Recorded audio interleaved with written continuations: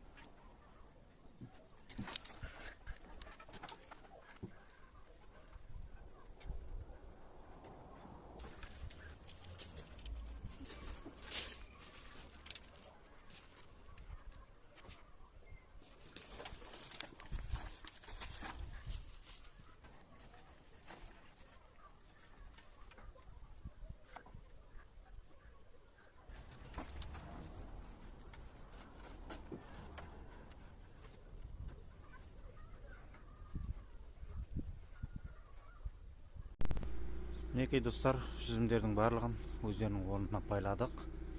Міне көктемде осылай жүзімдерді шығарып орындарына байлау керек. Мінекей барлығын орнына байладық. Достар, Жомарт агроном каналына жазылуды ұмытпаңыздар, лайк басып, сұрақтарыңыз болса комментарияға қоя кетіңіздер.